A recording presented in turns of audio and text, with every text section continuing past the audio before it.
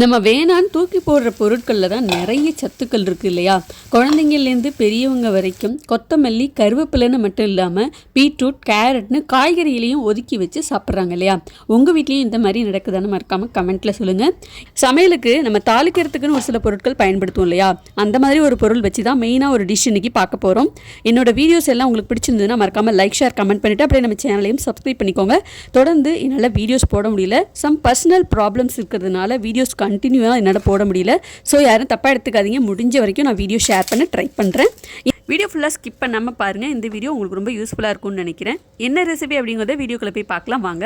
Market போயிருந்தப்போ இந்த கொத்தமல்லி எல்லாம் பார்க்கும்போது அப்படி ஒரு கண்ணுக்கு குளிர்ச்சியாகவும் பார்க்கறதுக்கு நல்லா ஃப்ரெஷ்ஷாகவும் இருந்தது. அது மட்டும் இல்லாமல் விலை கம்மியாகவும் இருந்ததுனால ஒரு 4 கட்டு வாங்கிட்டு வந்திருந்தேன். குழம்புக்கு பார்த்திங்கன்னா நம்ம நிறைய தாளிக்கிறதுக்கு கருவேப்பிலை, கொத்தமல்லி, வடகம் இந்த மாதிரி பயன்படுத்துவோம் இல்லையா? ஆனால் இந்த கொத்தமல்லி, கருவேப்பிலை எல்லாத்தையும் தூரமாக எடுத்து வச்சுட்டு தான் எல்லோரும் சாப்பிட்றாங்க. இந்த கொத்தமல்லியை மெயினாக ஒரு டிஷ் பண்ணணும் அப்படின்னு ரொம்ப நாளாக யோசிச்சுட்டு இருந்தேன். சரி, கருவேப்பிலை தொக்குலாம் நம்ம எப்படி பண்ணுவோம், அதே மாதிரி கொத்தமல்லி தொக்கு பண்ணா என்ன அப்படின்னு சொல்லி ஒரு ஐடியா கிளிக் ஆயிடுச்சு. இன்றைக்கி நம்ம பார்க்க போகிற ரெசிபி என்ன நீங்களே கண்டுபிடிச்சிப்பீங்கன்னு நினைக்கிறேன். கொத்தமல்லி தொக்கு தான். இதை கொத்தமல்லி ஊறுகான்னு சொல்லலாம்.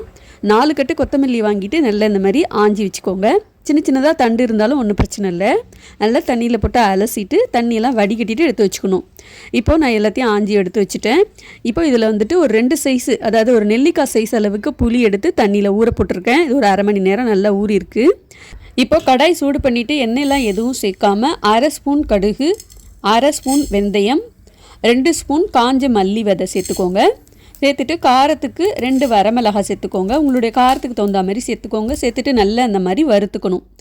ஒரு 2 நிமிஷத்துலேயே இந்த மாதிரி நல்லா பொரிஞ்சு படப்படன்னு வெடிக்க ஆரம்பிக்கும். ஆற வச்சு பொடி பண்ணிக்கோங்க. அதே கடாயில் கொஞ்சமாக நல்லெண்ணெய் சேர்த்துக்கோங்க. நல்லெண்ணெய் சேர்த்துட்டு நல்லா காஞ்சதுக்கப்புறம் நம்ம கழுவி எடுத்து வச்சுருந்த கொத்தமல்லி இலையெல்லாம் சேர்த்துட்டு நல்லா வதக்கிக்கணும். நல்லெண்ணெயில் தான் வதக்கணுமா அப்படின்னு கேட்டிங்கன்னா அப்படிலாம் எதுவும் கிடையாது. நீங்கள் எந்த எண்ணெய் வேணாலும் பயன்படுத்திக்கலாம். இப்போ இந்த கொத்தமல்லி இலை எல்லாத்தையும் சேர்த்துட்டு எண்ணெயிலே நல்லா வதக்கிக்கணும். ஆரம்பத்தில் பார்க்கும்போது நிறைய இருக்கிற மாதிரி தான் இருக்கும். எண்ணெயில் நல்லா வதக்க வதக்க அப்படியே சுண்டி வந்துடும். பாருங்கள், கொஞ்சம் கொஞ்சமாக நல்லா சுண்டி இந்த அளவுக்கு வதங்கி வந்திருக்கு பார்த்தீங்களா? இப்போ இதையும் நல்லா ஆற வச்சுட்டு மிக்சியில் நல்லா மைய அரைக்காமல் கொரகொரப்பாக அரைச்சி எடுத்து வச்சுக்கோங்க.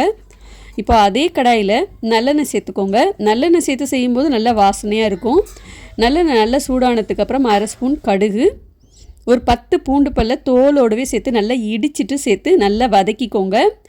நல்லெண்ணெயில் இந்த பூண்டை சேர்த்து வதக்கும்போது அப்படி ஒரு வாசனையாக இருக்கும். பூண்டு ஓரளவுக்கு நல்லா வதங்கினா போதும். இப்போது ஊற வச்சிருந்த புளியில் 1 டம்ளர் தண்ணி சேர்த்து அதையும் சேர்த்துட்டு கடுகு, மல்லி, வெந்தயம், மிளகாய் சேர்த்து பொடி பண்ணி வச்சுருந்தோம் இல்லையா, அதையும் சேர்த்துக்கோங்க. அடுத்தது கொத்தமல்லியே பாருங்கள், நான் இந்த அளவுக்கு தான் அரைச்சிருக்கேன், ரொம்ப மையாலாம் அரைக்கல. அதையும் இதில் சேர்த்துக்கோங்க. சேர்த்துட்டு எல்லாத்தையும் நல்லா ஒரு தடவை கலந்து விட்டுருங்க. இது கூடவே காரத்துக்கு 1/2 ஸ்பூன் அளவுக்கு காஷ்மீரி மிளகாய் தூள் சேர்த்துக்கோங்க. இதுக்கு பதிலாக நீங்கள் குழம்பு மிளகாய் தூள் வேணாலும் சேர்த்துக்கலாம். மிளகாய் தூள் சேர்த்துட்டு நல்லா கலந்து விட்டுருங்க. கொஞ்சமாக வாசனைக்காக கருவேப்பிலை சேர்க்குறேன். இது நீங்கள் தேவைப்பட்டால் சேர்த்துக்கோங்க, அப்படி இல்லைன்னா ஸ்கிப் பண்ணிக்கலாம்.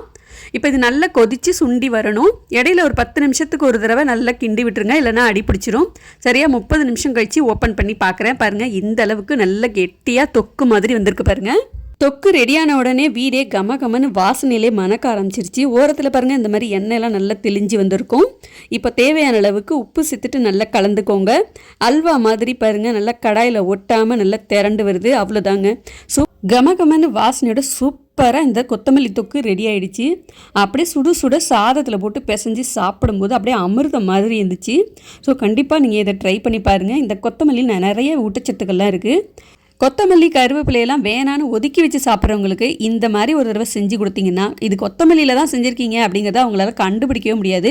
அந்த அளவுக்கு ஒரு டேஸ்ட்டாக இருக்கும். இன்னும் வேணும்னு கேட்டு வாங்கி சாப்பிடுவாங்க. இந்த கொத்தமல்லி தொக்கை கொத்தமல்லி ஊறுகான்னு சொல்லலாம். இதை வெளியிலே வச்சு கூட நீங்கள் சாப்பிட்லாம். ஒரு 3 நாளைக்கு வச்சுக்கலாம். ஃப்ரிட்ஜில் வச்சு ஸ்டோர் பண்ணுறீங்கன்னா 1 வாரம் வரைக்கும் கூட வச்சு சாப்பிட்லாம். ரொம்ப நல்லாயிருக்கும். ஸோ கண்டிப்பாக ட்ரை பண்ணி பாருங்கள்.